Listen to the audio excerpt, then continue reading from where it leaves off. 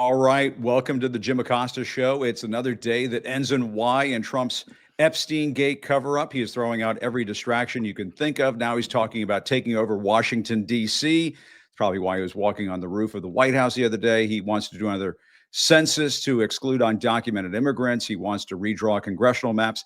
Something Donald Trump does not want to do. He does not want to release the Epstein files, something he said he would do. He keeps calling Epstein-Gate a hoax, which doesn't make sense. A hoax is something that is fake.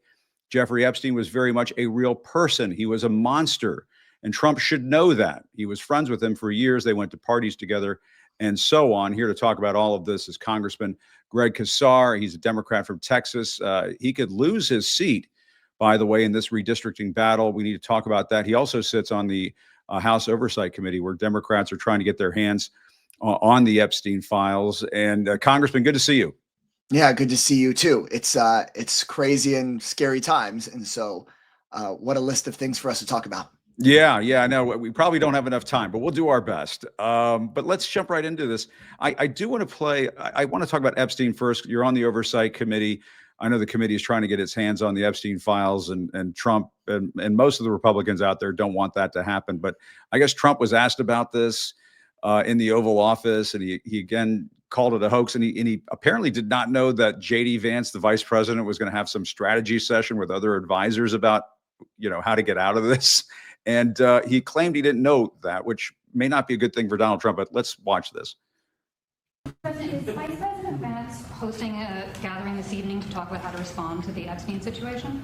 Is he working on what? Is he hosting some kind of gathering of top advisors this evening to talk about how to respond to the Epstein situation? I don't know. I could ask you that question. I don't know of it, but I think here's the man right here. I saw a reporter today, and it's completely fake news. We're not meeting to talk about the Epstein situation, and I think the reporter who reported it needs to get better sources. Look, the whole thing is a hoax. It's put out by the Democrats because we've had the most successful 6 months in the history of our country. And that's just a way of trying to divert attention to something that's total bullshit. Okay? Congressman, is this total bullshit? What do you think? I mean, we talk about here in the South that, only a hit dog hollers like that, right? When Donald Trump is telling you that there's something he really doesn't want to talk about, that something is bullshit, nothing to see here, that tells everybody that there's definitely something to see here. And that's why I'm proud that under the brand new leadership of our Democratic ranking member on oversight, Robert Garcia, we are able to, on an oversight subcommittee, right when Mike Johnson and the rest of the Republicans were getting on their planes to leave town, forced a vote to get a valid subpoena for the Epstein files and more. And the chairman, Comer, Republican himself, has said it is a perfectly valid subpoena. It's something that needs to be complied with. And I think it puts Trump and his team in a really tight bind. They either have to show us the Epstein files that I expect will have some very incriminating information about the president and his allies, or continue to be asked questions like this and to drag this out where it's not just Democrats, progressives, independents, but of course, much of Trump's own base who want to see these Epstein files. And at the end of the day, this is all about Trump's corruption, right? Trump told his voters that he was going to be for them, that he was not going to be for the swamp. And at the end of the day, Trump is willing to throw everybody under the bus, including his own supporters. On their health care, he's willing to throw them under the bus. On making, he's hitting tax breaks to his richest friends instead of to the working class. He's willing to throw people under the bus on that. And on this, he's willing to throw his own supporters and his own campaign promises under the bus to protect himself. Yeah, it's getting pretty crowded under that bus. There's no question about it. And that bus may be sinking in the swamp as we speak. But Congressman, do you expect to get these files now? I mean, if Chairman Comer has said this is a legitimate subpoena, I mean, one would think. But there's a part of me that remembers, what happened after, January 6th, and how, there were legitimate subpoenas issued then, and there was a lot of stonewalling from Trump world. They didn't comply with the subpoenas to appear, to produce documents, and so on. And I just wonder if we might see a replay of that, and they're just going to try to play out the clock. It's just a thought on my part. I don't know what you think. I think that very much is likely what they were talking about in that JD Vance strategy session. That was fake news. That never happened, but seems to me like JD Vance was saying it was definitely happened. He just got caught. Yeah. Look, but I think here's the bind that the Trump folks are in, is that the more they say there's nothing to see here, the more I think the public knows there's something to see here. I don't think that they easily get out of this one. And, for example, Donald Trump said that he wants to send the FBI to chase down Texas Democrats for wanting to block his radical redistricting and shutting down the House floor in Texas to save democracy as we understand it and know it and practice it, while House Republicans shut down the floor of the U.S. Capitol to not release the Epstein files, right? This is just going to keep coming up for them again and again and again, because, now that he's saying, well, it's wrong for them to shut down the floor of the Texas House. Well, he gets asked, is it wrong to shut down the U.S. Capitol floor over the Epstein files? The same thing. We talk about how we need to respect the lives of the young girls who were killed in these horrible Texas floods. And I think we do. And we need to protect the living by investing in protections from flooding instead of doing this redistricting thing. And we should also care about the lives of the young women that were destroyed by Epstein and everybody else involved in that. And we should be looking into, were there financial arrangements in these files? Are there people at the top that need to be looked at? Are Trump's associates or himself in those files? So the more they continue to try to stonewall, I think the more questions there will be. And in my view, we need to rebuild a Democratic Party in this moment of growing authoritarianism to fight fire with fire and not just sort of let this go, but recognize that the more they stonewall, then the more I think, frankly, stubborn we need to be, and the more we need to have the conversation with the American people about why this is important. Yeah, no, I mean, I think that's a big reason why, Trump is trying to claw back some House seats, because he's deeply worried about what the effect will be of the Epstein-Gate cover-up. He's deeply worried about what the impact will be of the big, beautiful blunder, as I called it. And I mean, you mentioned, I've been doing the big billionaire bootlicking betrayal, but there's plenty of options. That's good. I called it the big boulder of bullshit too. But I'm trying not to say bullshit too many times on one show.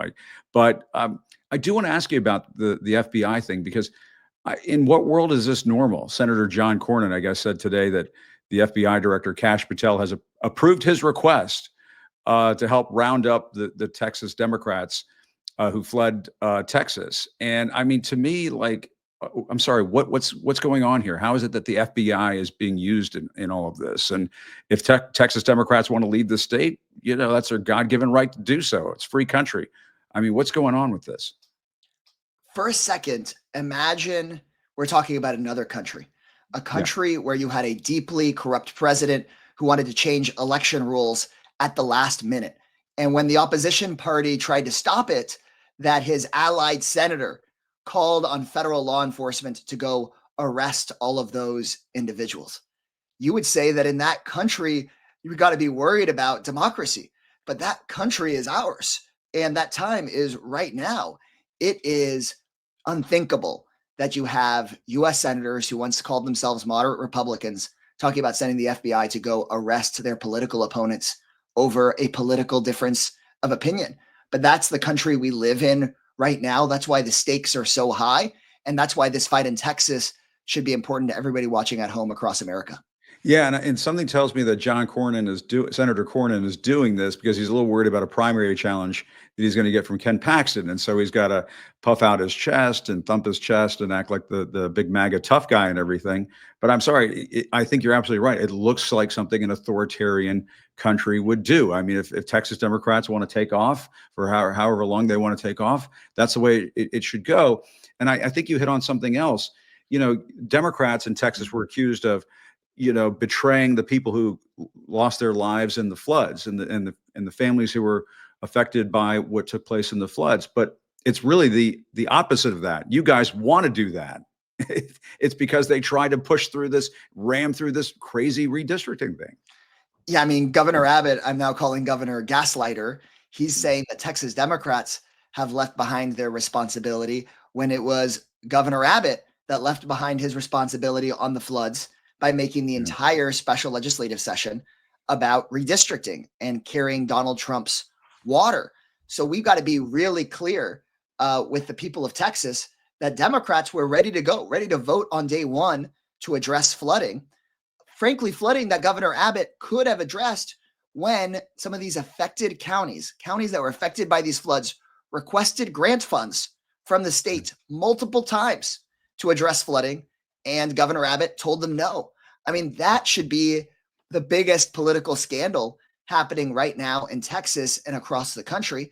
And, we just need to be out there talking about it every single day, that these, not that many people had to die in these floods, and we should be investing to protect the living, not be further gerrymandering Texas and causing this kind of political chaos. Yeah, and Congressman, do I have this wrong or do I have it right? You could lose your seat in this. You could lose your seat in Congress, and people in your district could lose essentially the representation of having a Latino representing them in Congress. I represent a heavily Latino, heavily working class district. That means that when Trump sends masked agents to arrest moms and dads in my district, I speak up.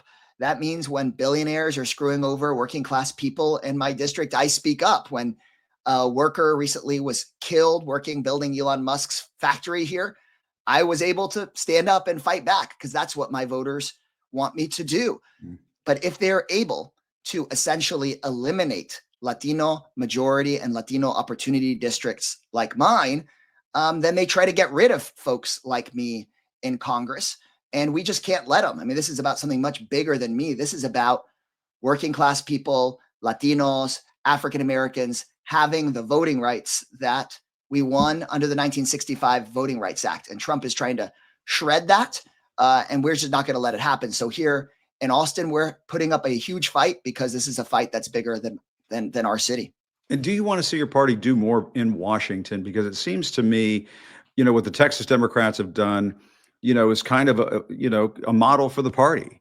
We're not going to take this crap. We're out of here. And I just kind of wonder if there's a lesson to be learned. And I know that sometimes members on the Democratic side say, "Hey, wait a minute, a lot of us are fighting. What are you talking about here?" That kind of thing. But as a whole, as a party, are these do you need to get more bare knuckled with some of the tactics here? Voters all across the country in this Trump 2.0 era are looking for fighters, not folders. They're looking for Democratic elected officials who are willing to put it all on the line when we've got these high stakes fights. And Texas Democrats are showing the country how we go ahead and do that. I think it's time to rewrite the old playbook for Washington, D.C. Democrats and have folks learn from the Texas Democrats that are willing to take big risks. I mean, these Texas lawmakers get paid barely at nothing for being Texas legislators. They're leaving behind their families. They're leaving behind their jobs in order to stand up for all of us. Because if Trump is able to get this redistricting plan through Texas, he's already said he's doing Louisiana, he's doing Florida. Ron DeSantis just announced today he's trying to do Florida, Indiana, Missouri. I mean, it's time for us to fight back. And I'm proud to see folks like Gavin Newsom saying that we're going to start fighting fire with fire instead of just being Boy Scouts and Girl Scouts here. Yeah. And I wonder if the end result here is to make the midterms such a mess, such a chaotic mess, that Trump tries to pull a fast one and say, well, I guess we can't have these elections. Or, I know that sounds far-fetched, but I do worry that there might be a larger vision, dystopian, dark vision for all of this. I mean, if you throw all of these states, all of these elections into chaos, I suppose the Supreme Court could just in one fell swoop say, we're not doing any of this stuff. But the Supreme Court can't be counted on for protecting democracy right now. And so I think this spells trouble for the midterms, this whole initiative that they've launched here. Yeah, Trump recently said he's entitled to 5 seats in Texas, 5 more seats. It's like when Trump called the folks in Georgia and said, find me 11,000 more votes.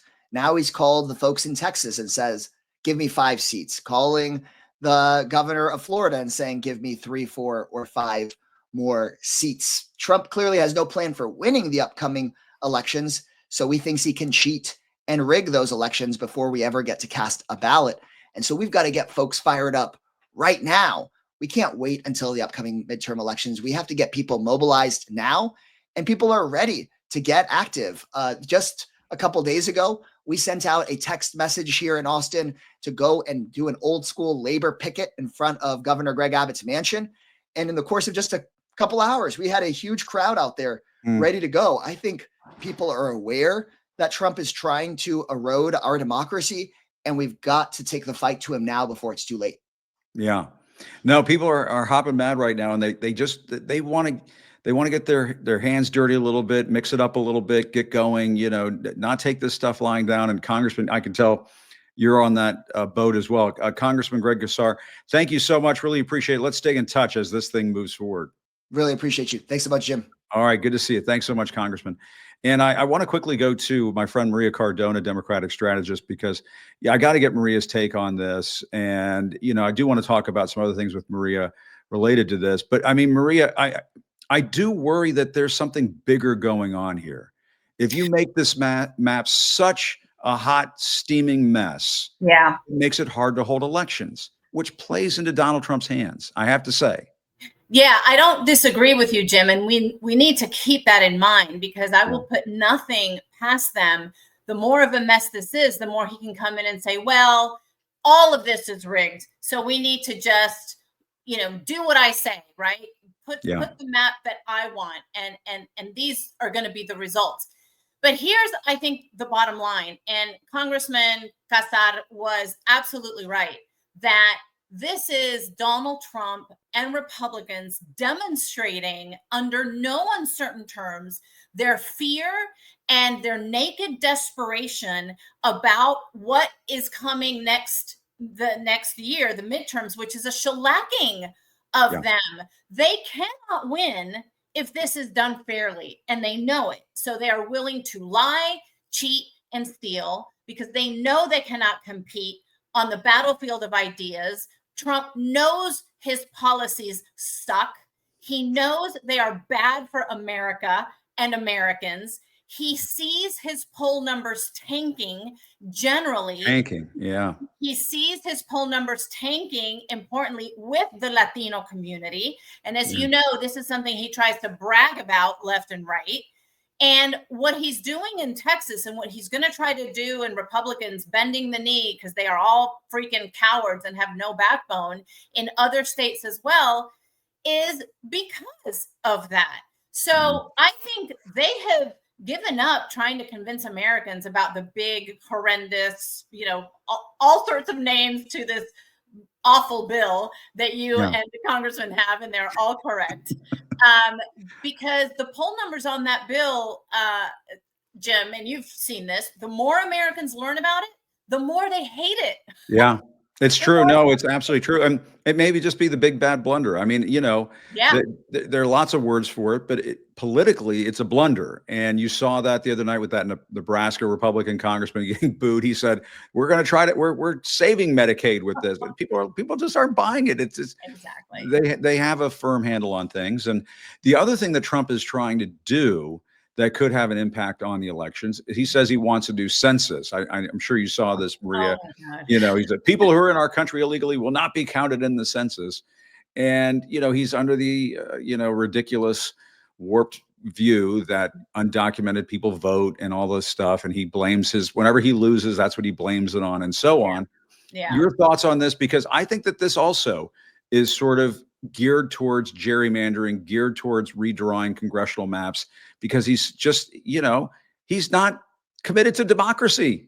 It's not in him. He doesn't want it. He wants to be an emperor. He wants to be a king. That's exactly right. Yeah. And I'm glad we're talking about this because it is easy for Democrats to dismiss this as complete nonsensical census talk. Yeah. But I worked, as you know, at the Department of Commerce as press secretary under the Clinton administration. And the census was one of the most important things that the department went on, right? That the department focused for 10 years, literally, Right. to make sure that a census was done right. That's why you do it every 10 years. Exactly. You cannot plan a census between now and the midterm elections. So that tells me a couple things. Number one, going back to your initial point, this is Donald Trump injecting chaos so that the American people will be pissed off, confused. And what I think is one of the most dangerous things that he's doing with this, and Democrats have to be careful with this, is to denigrate and take away, which this is already happening, credibility from the actual census itself. Yeah. Because it is so important for people, everyone who lives in these United States of America to be counted so that then representatives can be apportioned according to what each state has in terms of its population. But that's the point, right? Yeah. We're talking about congressional seats. And for Donald Trump, this has now become the whole ball game. Yes. So anything that he can do to throw a wrench into a normal, important, democratic, constitutionally mandated process like the census, he will do to essentially fuck things up. And I'm sorry to use that word. No, it's okay. Jim, but that is his goal. It is yet another way that he is denigrating, diminishing our democracy, essentially destroying it, right? Block by block. Yeah. And so it's almost like they sit around in a room and they think, okay, the midterms are going to go really bad. Yeah. What can we do to just completely fuck that up between now and then? And to make it such a hot, steaming pile of, you know what, that, people, like you said, throw their hands up and say, this is why maybe we should just have a dictator. I mean, this is, it just makes me worry that, we know how his cuckoo mind works. That's exactly right. And so this is where I think it is even more incumbent upon Democrats and all of us who are talking about how we're going to defend our democracy and defend our country, and frankly, defend Americans and the people who live here from that kind of chaotic mess. We just have to continue to speak truth to power.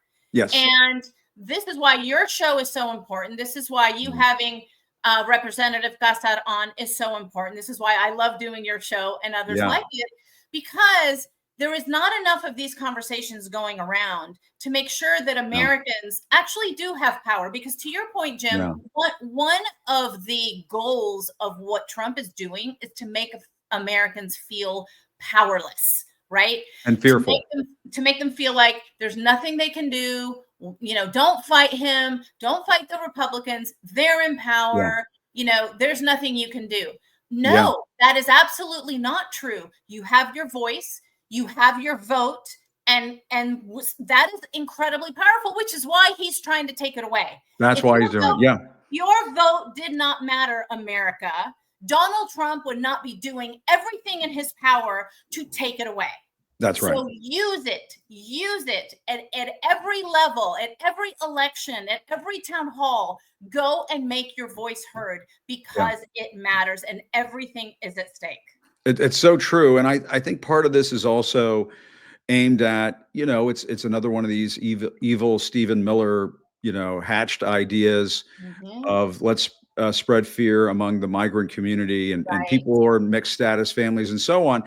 And I mean, take a look at, I wanted to show you this, Maria, because this one made my stomach turn.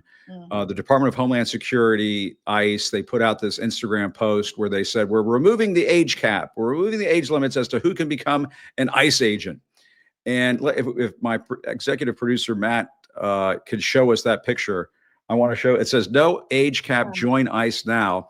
And the full Instagram post says, this is another way for fathers and sons to bond. I'm sure you saw that as well, Maria. And to me, it's like, are you kidding me?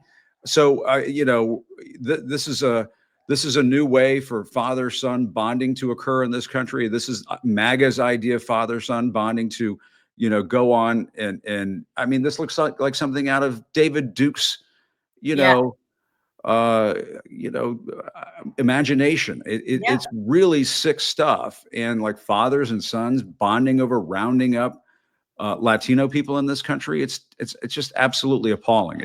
But it shows you the mindset, and they just went ahead and a couple of Caucasian guys. I mean, it's just really out in the open here. It's a white nationalist dream come true. Yeah.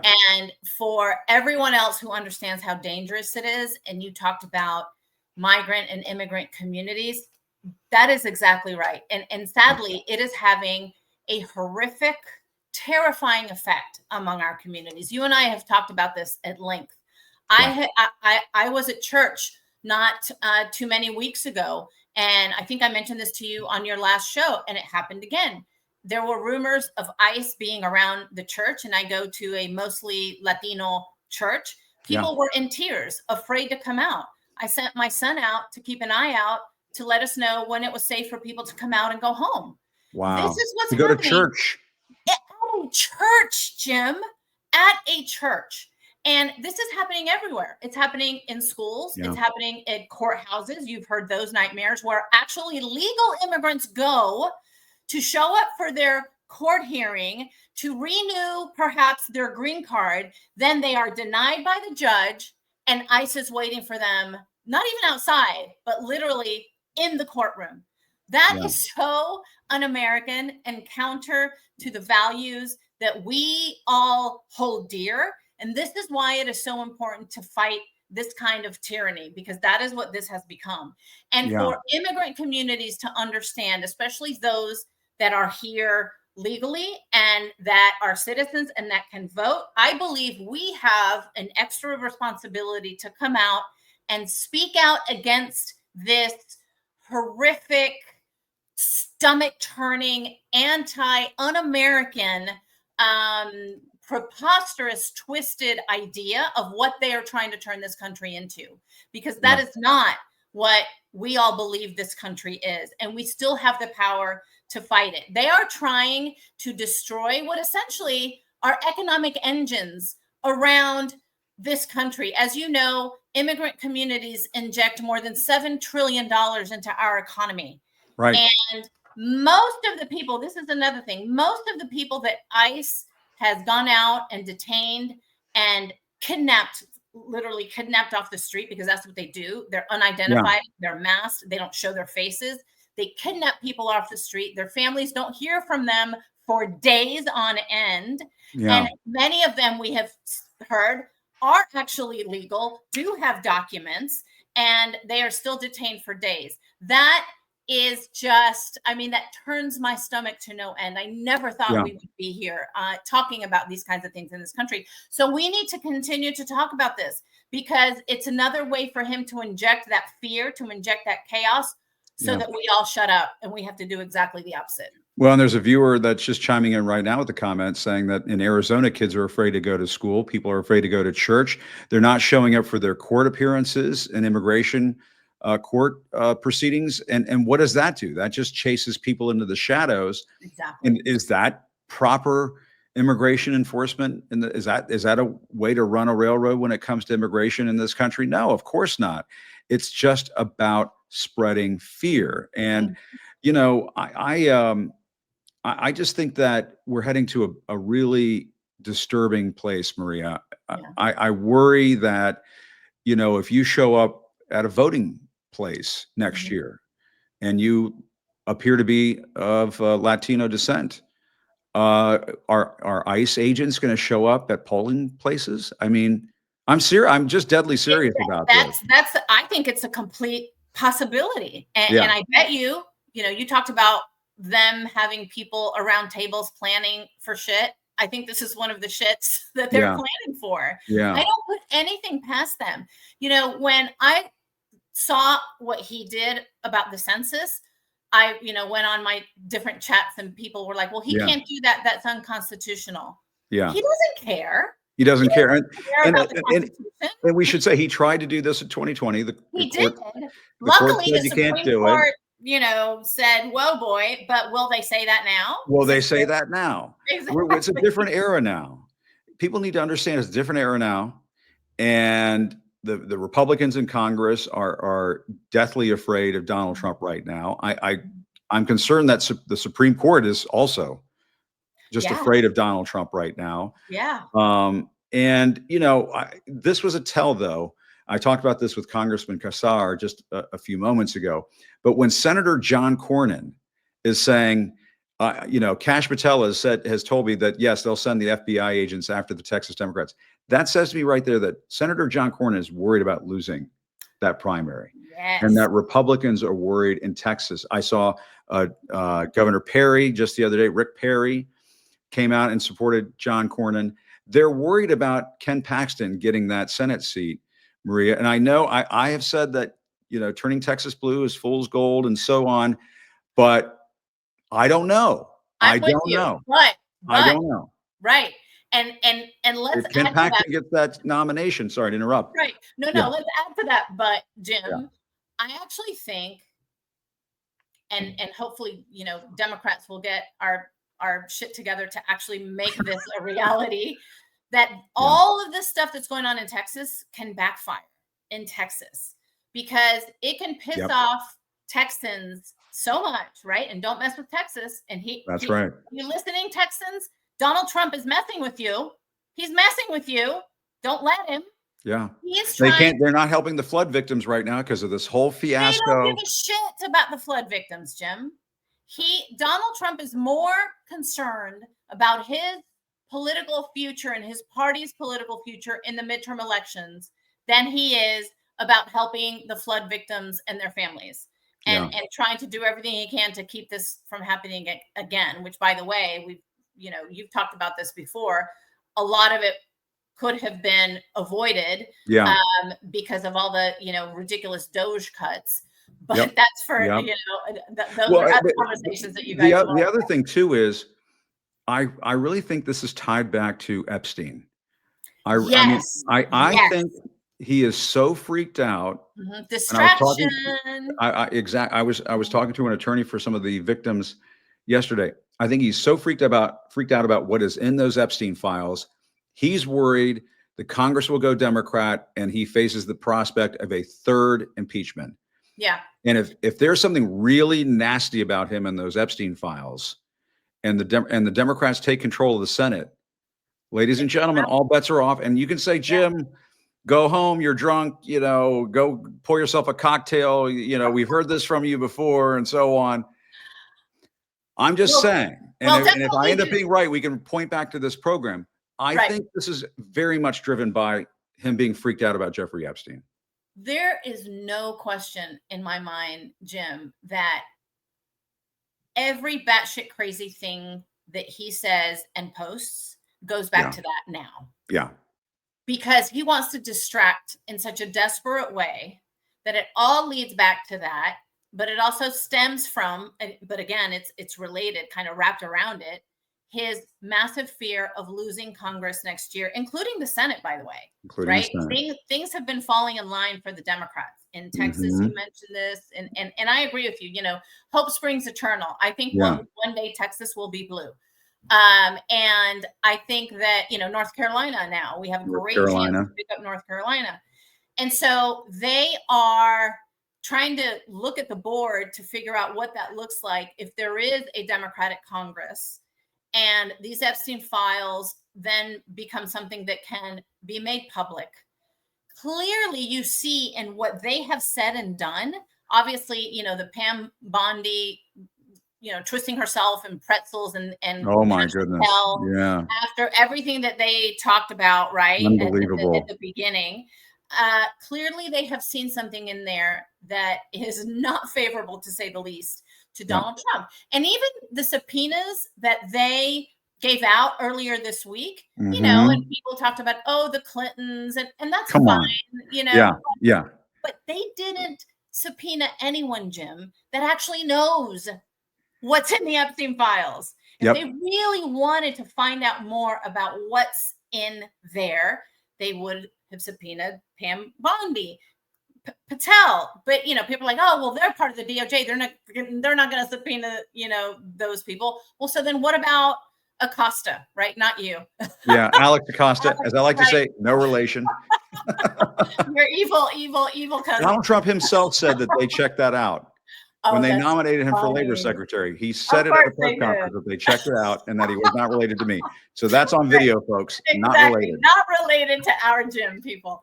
But But let's roll that guy out there. Let's go yes, find him. he was I'll the call one. I'll as call you my know- Acostas down to Miami. We'll go track him down. There you Roll his ass. Roll Alex Acosta Yes. out there. Why Seriously. did you do this sweetheart deal, man? Bingo. He is the key. He is the key, Jim. And he was nowhere on that list because do you know why? They don't really want anyone who can speak the truth about the Epstein files. And why did he become labor secretary? And he was a U.S. attorney in Miami. Now he's a cabinet secretary.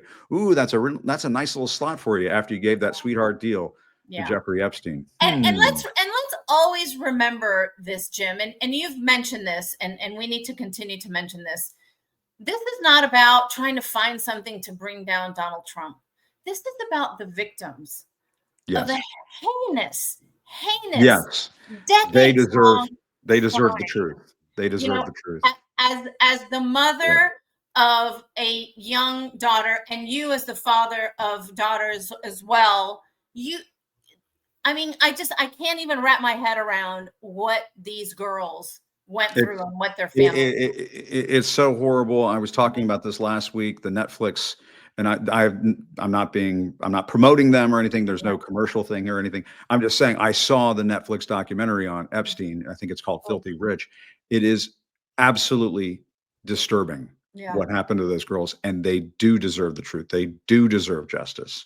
That's exactly right. And what's interesting is that you and I talking about this, and everyone who's focused on the victims, the MAGA crew that is pissed at Trump also is interested in protecting the victims and knowing exactly who is responsible for what they went through. And this is why this has been so poisonous for Donald Trump, and why they are so concerned, because they haven't been able to brush this under the bed, under the rug. They haven't been able to dictate to their MAGA followers, don't talk about this anymore. Trump doesn't want you to talk about it. They're not buying it. They're not buying it. They were promised for so long that there was, evil names in here. And of course, maybe in their minds, most of those evil names were Democrats. But now I think they just want to know the truth, like we all do. Yes. And this is why this has been such political kryptonite for Donald Trump. And we all need to continue to inject why this is important, right? Yeah. It's not because I think there's a real strong want to possibility. bring Trump down. It's because of the victims. Yeah. No, you're right. I think there's a strong possibility he wants to meet with Vladimir Putin just to get everybody to stop talking about Jeffrey Epstein. Yes. He wants to take over DC. He wants to meet with Vladimir Putin. He will do anything. Anything. He wants to put a $200 million ballroom on the White House. He's walking around on the roof like Michael from The Office. He will do anything to get people to stop talking about Jeffrey Epstein. It's kind of unreal. And when you talk to people around DC, and I know you do, Maria, just like I do, this is a conversation that's happening in DC right now. Yes. Republican, Democrat, Independent, you name it. They're like, what the fuck is going on with Donald Trump and this Epstein file thing? And this is again why Trump and his cronies are so concerned about this. Yeah. Because this is there he is on the roof. There he is on the roof. Right, exactly. Yeah. It's not going away. And people are calling him out on it. And this is breaking through. I saw a poll the other day that said that this was one of the issues that the vast majority of Americans had heard about and knew about. Yeah. That's unheard of these days. And everybody wants the Epstein files released. Exactly. And so I saw somebody did a political cartoon, and it showed, like, if you look beyond that ledge right there on the roof, there are all these Epstein files sitting up there on the roof. So I don't know. My thought was either that, or they were checking to see can they land a helicopter there to, you know, in case they have to whisk them away? But I guess they can do that on the South Lawn. But Exactly. Maria, great to see you as always. I know Thank you you, always bring Jim. it. My fiery Latina No, sister. Always great to see you. thank you, amigo. Always wonderful to be on with you. You will always speak truth to power, and these conversations are so incredibly important. So Yeah. I can't wait till the next one. We'll keep doing it. Thanks, Maria. Thank you, Jim. Good to Take see care. you. Ciao. Yeah, I love that video of, and I love Maria. She's wonderful. I love that video of Trump on the roof there because it's sort of like, you know, where are we? What's happening? You know, it's a damn peculiar thing, you know, and he's desperate. He's desperate right now. He wants to take over DC. He's walking around on the roof trying to build ballrooms and so on. And, you know, it makes you wonder why people go into that Oval Office and kiss his ass. I can't understand it for the life of me why they go into the Oval Office and kiss his ass the way that they do. I have to show this video of the CEO of Apple, Tim Cook. You know, I love the Apple products. I'm not going to lie. Again, this is not a commercial or anything, but you know, but Tim Cook is in the Oval Office, and we should just show the video. He presents this offering to Donald Trump. I don't know if we can show that Yes, footage. please. This bottom was made in the U.S., California, and this glass comes off the Corning line. It's engraved for President Trump. It's a unique unit of one. It was designed by a U.S. Marine Corps corporal, a former one, that works at Apple now. That's good. He's done well. Designed it for you. And the base comes from Utah and Wow. is 24 karat gold. And it sits, I'll take the liberty of setting it up. Wow.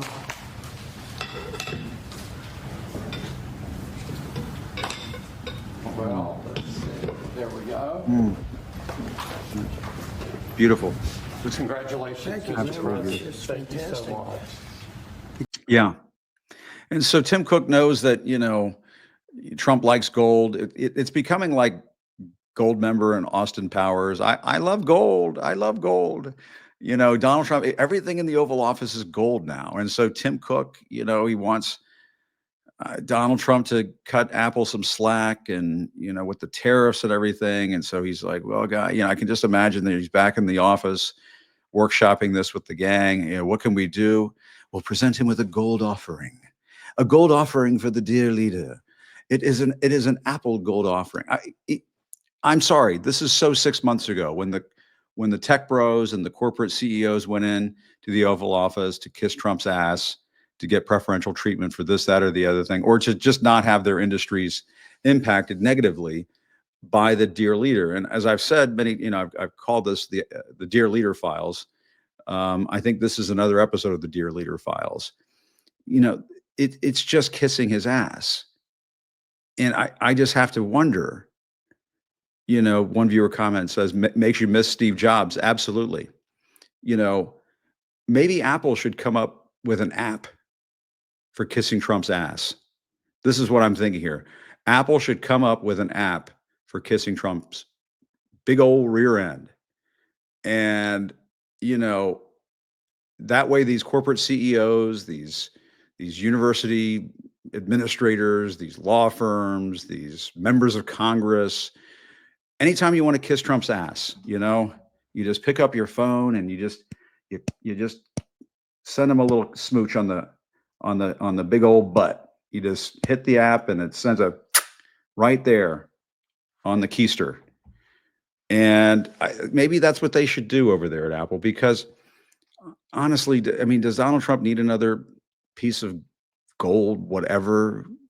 And Tim Cook said it's 24 karat gold. My God, man, have some dignity, have some self-respect.